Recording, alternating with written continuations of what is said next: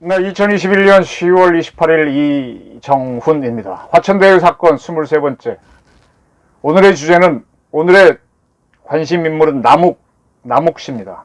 저축은행 사태 후 키맨이 됐습니다. 저축은행 사건 설명드리겠습니다. 그 남욱은 지금 어디에 있나? 그리고 김만배 씨가 대장동 게이트에 참여하게 된 이유도 설명드리겠습니다. 이재명 경기지사가 과거 대장동 개발에 대해서 5,503억 원의 이익을 환수한 단군 이래 최대의 공익 환수 사업이다라고 자랑을 했었죠. 그리고 나서 대장동에서 굉장히 많은 이익을 민간이 가져갔다. 그걸 환수할 수 없느냐라고 했을 때는 사업자 동의 없이는 어려울 것 같다. 그렇게 각기 다른 말을 했었죠. 그런데 그가 이끌고 있는 경기도가 지난 10월 6일 날 요즘 왜 민간 기업이나 또 공직자들은 청렴이행 서약서를 쓰죠. 저희 동아일보 기자들도 썼던 것 같아요. 기자들도 돈 먹고 기사 잘 써주면 안 되니까. 그런 기억이 납니다. 2015년 대장동 사업을 공모할 때 여기에 참여한 민간 사업자들도 다 청렴이행 서약서를 썼답니다. 이 서약서와 지방공기업법 78조, 지방자치법 166조 등을 근거로 경기도는 성남시하고 성남시 도시개발공사에게 성남 대장동 제1공단 결합도시개발 사업 관련 권고사항이라는 제목의 공문을 보냈습니다. 이 공문에 따르면 현재 성남 도계공에서 사장 직무대행을 하던 유동규 씨가 구속돼 있죠. 그러니까 구속됐으니까 여기에는 분명히 뇌물 등 문제가 있을 테이니 그에 대한 대비를 하라. 그리고 성남 도계공은 50% 일주를 갖고 의결권을 행사해서라도 사업자 자산을 즉시 동결 보전 조치하고 개발 이익이 추가 배당되지 않도록, 즉 사업자들에게 배당되지 않도록 해야 한다라는 지시를 내렸습니다. 이건 뭐냐? 경기도도 대장동 게이트에 대비하는 걸로 보입니다. 대장동 게이트에 문제가 있다는 거죠. 이재명 씨는 문제가 없다라고 하고 있는데 전혀 아니라는 겁니다. 자, 누가 이런 사태를 만들었을까요? 저는 지금 근 한 20일 넘게, 3주 넘게 취재를 하면서 대장동 게이트를 밝혀줄 3인방은 남욱 씨. 남욱 씨는 정영학 회계사랑 같이 갑니다. 남욱 씨. 그 다음에 유동규 성남 도계공 사장 직무대행. 그리고 이재명 전 성남지사, 성남시장. 현재는 민주당 대통령 후보죠. 그리고 한 명 더 꼽으라면은 C7의 대표였던 이모 씨를 꼽겠습니다. 먼저 이모 씨부터 설명을 드리겠습니다. 이모 씨는 LH 주도로 대장동을 공영 개발하려고 할 때 이걸 민간 개발을 해야 된다라고 주장을 하면서 C7을 세우고 그거 외에 2개의 부동산 개발업체를 더 세웁니다. 그리고 부산저축은행에서 1,155억 원 등 11개 저축은행으로부터 1,800여억 원을 대출받습니다. 이런 거를 프로젝트 파이낸싱이라고 한다고 몇 차례 말씀드렸죠. 이러한 이모 씨는 남욱하고 정영학 씨를 내세워서 자문단으로 삼아갖고 2009년부터 대장동 땅을 32% 매입을 하죠. 그리고 나서는 페이퍼 컴퍼니, 이게 PFV라고 제가 한다고 말씀드렸는데 그걸 만들어갖고 LH가 대장동 개발을 포기하도록 여러 군데 뇌물을 보냅니다. 그리고 2010년에 이재명 씨는 성남시장에 처음 당선되고 바로 그때 LH는 대장동 개발을 포기합니다. 그런데 성남시장이 된 이재명 씨는 공영개발을 주장합니다. LH가 포기해서 잘됐다 그랬는데 반대로 간 거죠. 그러나 이재명 씨가 하던 이 공영개발은 성공하지 못합니다. 자, 그런 다음에 뭔 사건이 터지느냐? 참 이 역사라는 게 희한하게 돌아갑니다. 우연치 않은 사건이 터져서 확 바뀝니다. 저축은행 부실 사태라고 기억하십니까? 저축은행 사건이 한번 왕 터진 적이 있습니다. 2011년쯤입니다. 이 사건 때문에 1,800억을 빌려서 대장동 민간 개발을 하려고 하던 이모 씨가 이 사업을 포기하게 됩니다. 그리고 이 사업을 이어받는 사람이 제가 아까 제목에서 키머니 남욱이라고 했는데 남욱 씨가 C7의 대표가 돼서 이 사업을 이어받습니다. 네. 이 저축은행 부실 사건을 간단하게 설명드릴게요. 삼화저축은행에서 돈을 함부로 빌려줬다가 그 빌려준 기업들이 망하면 돈을 회수 못 하잖아요. 그러면 그 저축은행에 돈 맡긴 사람한테 돈을 못 주잖아요. 이자를 못 주잖아요. 그럼 은행이 무너지잖아요. 그렇게 해서 삼화저축은행이 문제가 됩니다. 그리고 나서 정부가 살펴보니까 모든 저축은행, 상당수의 저축은행들이 부실한 겁니다. 그래서 2011년 2월 23일 부산저축은행, 아까 이모 씨가 돈 빌린 데죠. 대전저축은행, 보혜저축은행 등 6군데 저축은행에 대해서 영업정지령을 내립니다. 그러니까 이 저축은행은 좀 일반은행보다 이자가 많잖아요. 그래서 거기다 돈을 넣어놓고 있었던 사람들은 돈을 못 찾게 돼갖고 난리가 난 겁니다. 그래서 이제 수사에 들어갑니다. 왜 저축은행들이 이렇게 부실하게 운영됐느냐 해서 대검 중수부가 수사에 들어갑니다. 이 부산저축은행에 대한 수사는 중수이과에서 하는데 그때 중수이과장이 윤석열입니다. 아까 이 C7을 만들었던 이모 씨는 부산저축은행의 그룹 회장이 박연호 씨인데 그의 인척 중에 A씨가 있었어요. 그 A씨와의 인연 덕택에 1155억 원을 대출받았던 겁니다. 근데 그러한 A씨는 정영학 씨의 대학 후배입니다. 이 정영학 씨의 중개로 A씨는 C7의 이모 씨를 만났고 그래서 저축은행으로부터 대출을 받게 되는 겁니다. 부산저축은행은 자기도 여러 계열사가 있는데 부산상호저축은행, 부산2상호저축은행, 대전상호저축은행 등 자회사를 통해서 1155억 원을 빌려줍니다.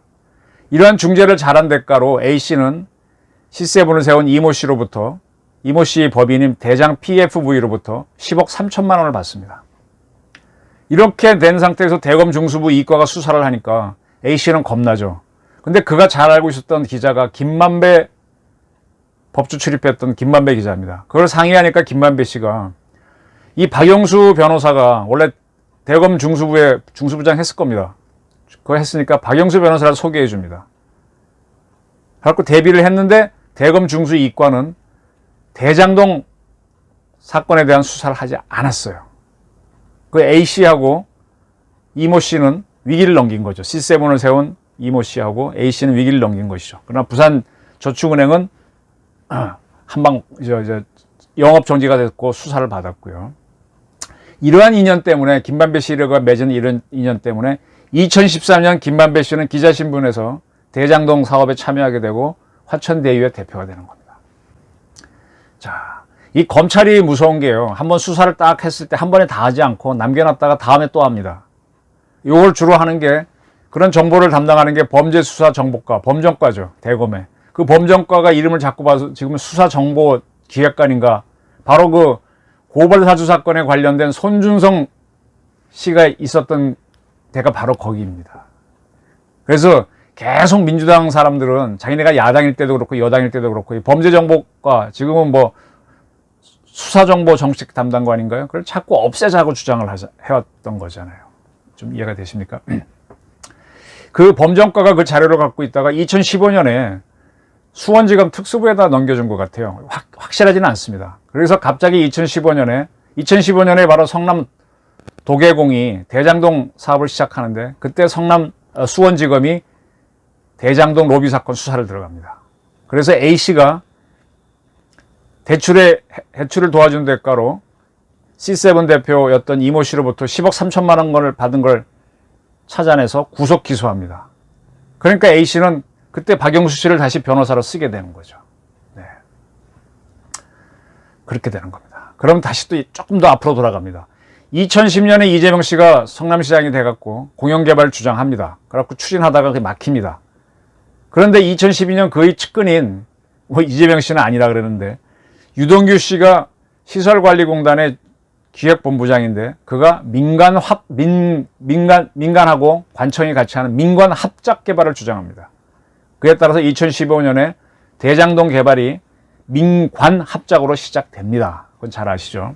이때 성남 도계공에서 개발 사업을 담당하는 사람들은 이 사업을 하겠다는 공모지춘서를 만들 때부터 여기서 막대한 이익이 추가로 나오면 그 이익을 성남시가 환수해야 된다. 그러한 캡, 한계를 씌우는 조항을 넣자라고 했는데 들어가지 않습니다. 그리고 공용 부분에서 공영 부분의 수익은 얼마 1,800억으로 한다라는 그러한 주주 협약서를 확정지어서 성남의뜰과 계약을 합니다. 이게 2015년 5월이죠. 이 계약을 한 게 화천대유가 떼돈을 벌게 되는 겁니다. 천화동인하고. 그리고 성남 도시개발공사는 1,800 얼마밖에 못 받게 되는 그런 문제가 되는 거죠. 누가 이렇게 만들었냐 이걸 이제 캐야 되는데 유동규, 남욱 이런 사람들이 이제 거론되는 겁니다. 검찰은 유동규와 정민용 씨가 이제 변호사인데 남욱 씨 추천으로 도계공의 전략사업실장으로 들어갔어. 팀장으로 들어갔나요? 뭐 그렇게 그 두 사람이 한 게 아닌가 의심합니다. 어쨌든 성남 도계공의 개발팀 관계자들은 우리는 들러리였고 대장동 사업은 전략사업실에서 다 했다 이렇게 주장하고 있습니다. 제가 아까 이제 C7을 이모 씨로부터 저축은행 사태가 벌어지고 난 다음에 남욱 씨가 인수했다고 했는데 남욱 씨는 이제 변호사를 떠나서 하나의 그룹의 회장이 된 거죠. 그리고 그가 천화동인 제4호 법인을 했으니까 그 4호 임원들과 카톡방을 만듭니다. 마스크 TF팀이라는 카톡방을 만들어서 2020년 5월부터 운영하는데 여기에는 천화동인 4호 임원인 김모 씨하고 이모 씨가 참여합니다. 이 카톡방에서 남욱 씨는 영어로 제임스란 뜻이겠죠. 지미를 자기 이제 이니셜로 표현해서 대화를 합니다. 아마 이게 그때 이미 이 양반은 미국에 살고 있었으니까 미국 이름일 수도 있습니다. 그러나 다른 그 카톡방 참여자들은 그를 회장님이라고 깍듯이 불렀고요. 그리고 차기 사업을 논의하면서 굉장히 수백억 원대의 사업을 공격적으로 논의합니다. 그런데 이 카톡방에 성남도계공의 직원이 된 남욱 씨 추천으로 들어갔던 정민용 변호사가 참여를 합니다. 이에 대해서 정민용 변호사는 이렇게 해명을 한 적이 있어요. 남욱 씨랑 그렇게 별거 아니라고 하는 취지로 얘기하는데 성남도계공에서 변호사 뽑는다더라. 지원해봐라. 딱 그 한마디만 남욱 변호사가 했다. 사적으로 전화한 적도 없다. 라고 주장을 했었는데 이러한 천화동인 임원들이 만든 카톡방에 딱 들어가서 남욱 변호사와 대화를 하고 있었던 겁니다. 남욱 씨는 이 카톡방에서 정민용 변호사에게 계약서 만들 때 함정을 많이 만들라라 라는 지시도 하고 유명 K-POP 그룹 광고와 광고 모델 계약을 했느냐라고 묻기도 합니다. 정민용 씨는 관련 회의를 해야겠다는 대답도 하고요. 상당히 가깝다는 얘기죠. 그리고 이때 분명히 성남도계공 직원인데 이 정 변호사는 이 천화동인 4호 법인을 위해서 국회를 상대하는 관청을 상대하는 업무도 수행을 합니다. 이러한 남욱 씨는 올해 8월 말까지 9월 말까지도 국내에서 활동한 것 같아요. 그때 그는 어디선가 많은 돈을 벌어갖고 역삼동에 건물을 사들여서 건물을 해체하는 공사를 했습니다. 강남구청으로부터 허가를 받고 공사를 시작했는데 대장동 게이트가 8월 말 9월 초에 터져나오니까 추석 직전에 사라졌습니다. 남욱 변호사가 소유했던 천화동인 4호 사무실은 지난 8월 말까지 임대 계약이 돼 있었는데 임대 계약이 끝난 다음에 새로 갱신을 안 했어요. 그때 남욱 씨는 새로운 사무실을 찾으려고 했던 것 같은데 찾지 않고 사라졌습니다. 그리고 남욱 씨하고 같이 다녔던 걸로 보이는 한 여성도 그 건물에 따로 사무실이 있었는데 이 여성이 계약한 사무실은 계약 기간이 남아 있는데 지난달 말부터 이 사무실을 완전히 비워놓고 나오지 않고 있습니다. 남욱 씨는 외제차가 많았대요. 맥라렌이라고 하는 승용차가 있나요? 처음 들어보는데 저는. 그 다음에 벤츠의 마이바흐, 포르쉐 등을 갖고 있었대요. 굉장히 좋은 차들인데 이거를 자기 명의로 하나고 천화동인 사무실 건물 6층과 10층 법인 소유로 해서 본인이 운영을 했는데 사라지기 전에 모두 없앴습니다. 그러니까 이번 사건에 대해서 잘못 터지면 골로 간다는 걸 알고 있었다는 얘기죠. 남욱 씨의 측근인 A씨는 최근까지는 연락이 됐는데 완전히 끊어졌다라고 주장을 합니다.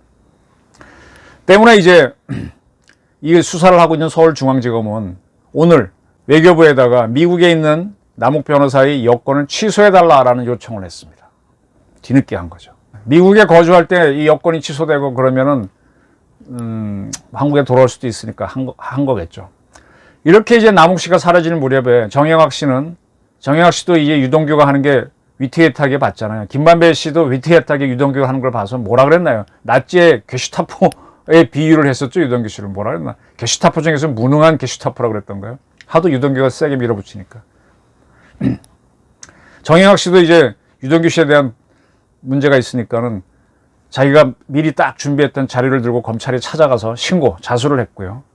그렇게 일이 벌어지니까 유동규 씨는 당황해서 자기 주소를 원룸인 오피스텔로 옮겼다가 거기서 잡혀서 구속이 됐죠. 그러한 유동규 씨가 잡혔을 때 핸드폰을 버렸다 그랬어요. 근데 그걸 못 찾았는데, 그러니까 법세련이라고 하는 시민단체가 경찰 국가수사본부에 유동규를 고발했고, 그거를 이제 경찰이 경기남부경찰청에 배당하니까 바로 그 다음날 10월 8일 날 경기남부경찰청은 그 오피스텔 CCTV를 분석해서 유동규 오피스텔에서 떨어진 핸드폰을 누가 가져갔는지 찾아내고, 요새는 딱 찍으면 안면인식 하게 되면 누군지 찾아냅니다. 그래서 그걸 찾았습니다. 검찰은 못 찾았다 그러고 누가 가져간지 모르겠다 그랬는데, 네. 그걸 찾아보니까 이게 구축도 떨어져 갖고 이제 아웃이 돼버렸죠.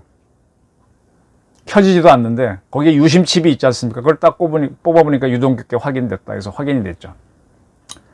그래서 이제 검찰은 이걸 가지고 이제 경찰은 검찰과 협조하겠다 그러는데, 사실은 이 전화가 큰 의미가 없어요. 왜냐?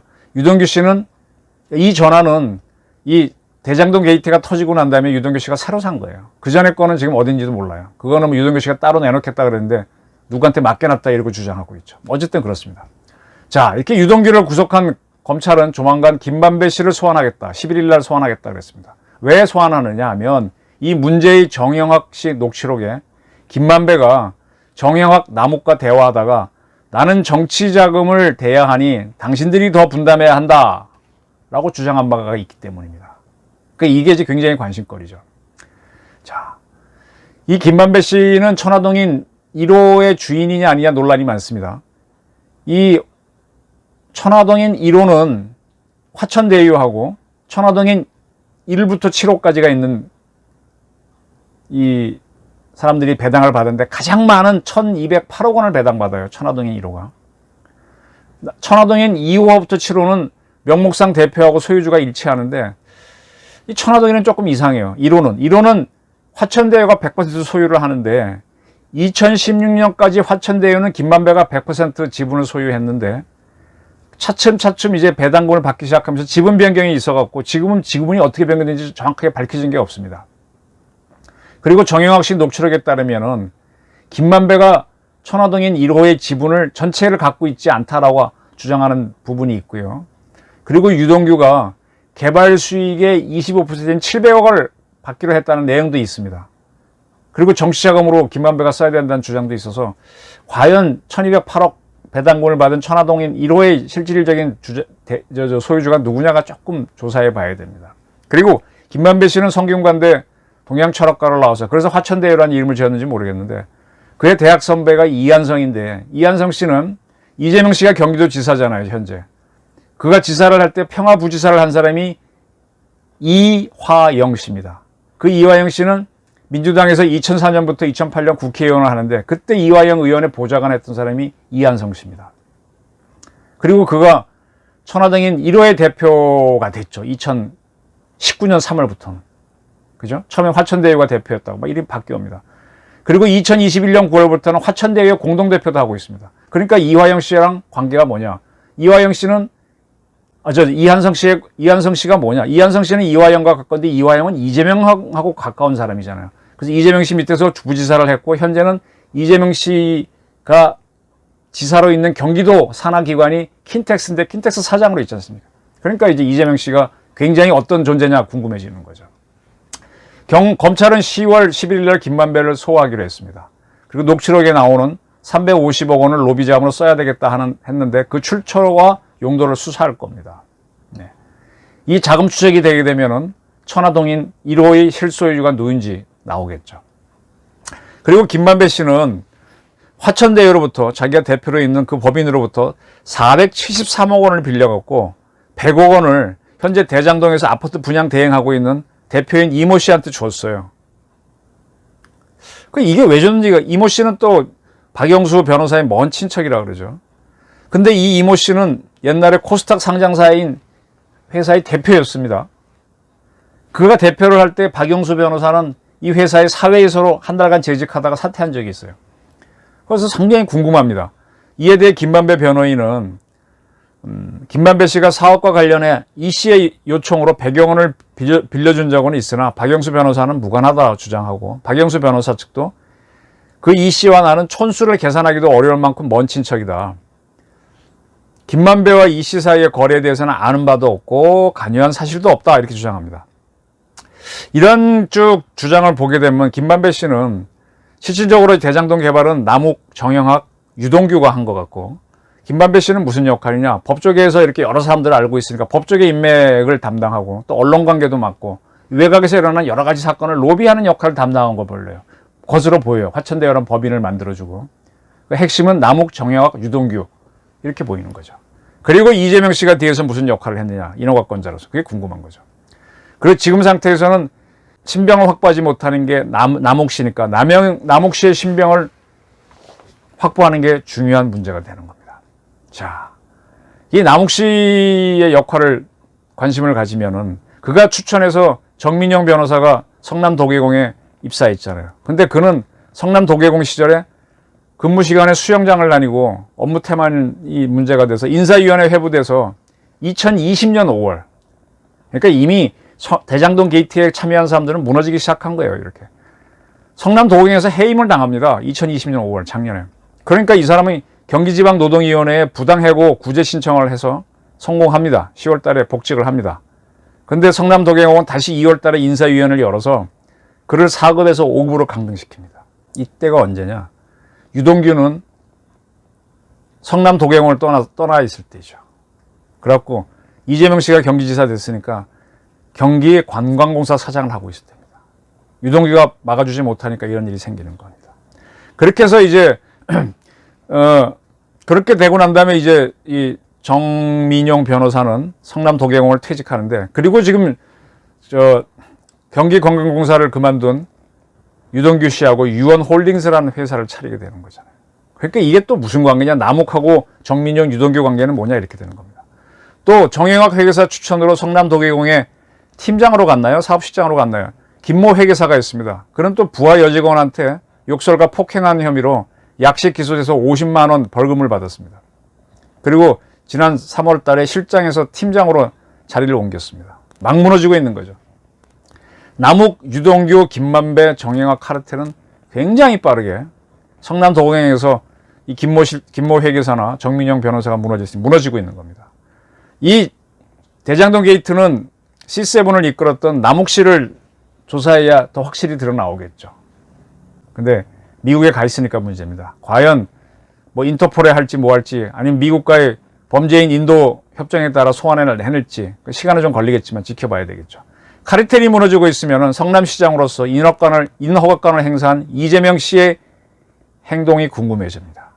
다시 돌고 돌아서 이재명으로 딱 가는 겁니다. 저도 이 사건을 계속 취재하면서 처음에는 저도 계속 붙여나가고 수정해가면서 이 모습을 만들어가는 거거든요.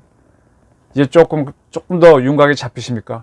제가 종합적으로 취재한 바는 오늘은 여기까지입니다. 남욱 어떤 사람인지 한번 지켜보시기 바랍니다. 경청해 주셔서 감사합니다.